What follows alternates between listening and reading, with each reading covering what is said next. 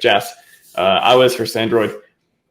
I don't, if water pistol to my head, as our friend Somi would say, I guess I would pick iOS, but they both have critical vulnerabilities that come out pretty regularly. It feels like Richard just tweeted about the iOS bug that came out.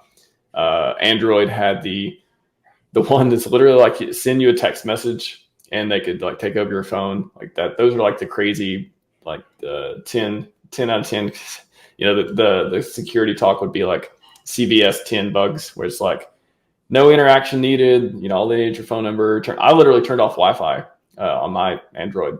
Oh shit! Did I talk about what I have? I mean, on my duck phone that no one has.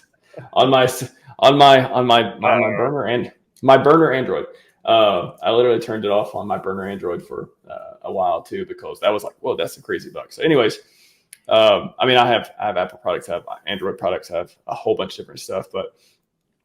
If I had to pick one, iOS overall, because first of all, Google has a world-class security team there and stuff too. Android security team's really good. They just got a ton of stuff to take care of. It's just like a hard problem to solve. But iOS has a lot of different deep layer protections because the iOS and Apple throughout the years have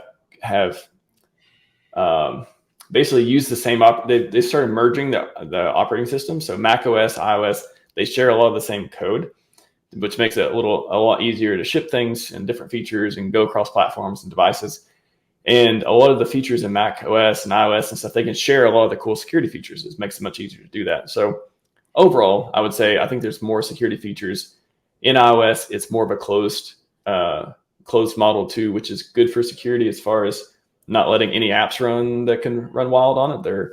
Unless you jailbreak, a lot of the security guarantees go away. That's the one thing about jailbreaking. It's like jailbreaking, you can run your own apps, all that stuff.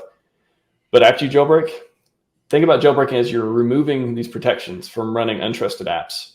So yes, now you can run whatever apps you want, but anyone else can run the apps they want too if you happen to download something bad. So that's like the one nuance about jailbreaking that's important. So, but Android is like, you can literally, there's settings, you can turn all this stuff off. I don't care, run it from untrusted sources, blah, blah, blah. You can turn all this stuff off much easier.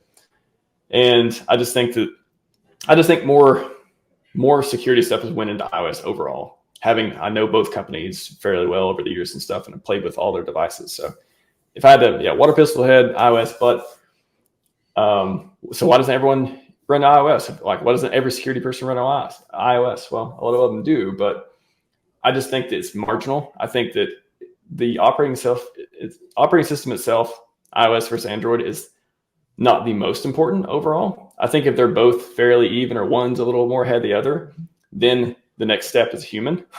So if you're going to click on any links, if you're going to turn off all the protections, it doesn't matter what you do. If you're going to jailbreak your phone, like all that stuff you can do with either one. So I think they're both fine as long as they're updated. Updates are the most critical point, even in your browser. The easiest thing you can do for security is, run something other than Windows, but on desktop, but 2, keep your browser up to date. It's like super, super easy ROI. And same thing with phone. Keep your phone up to date because there's critical bugs out there.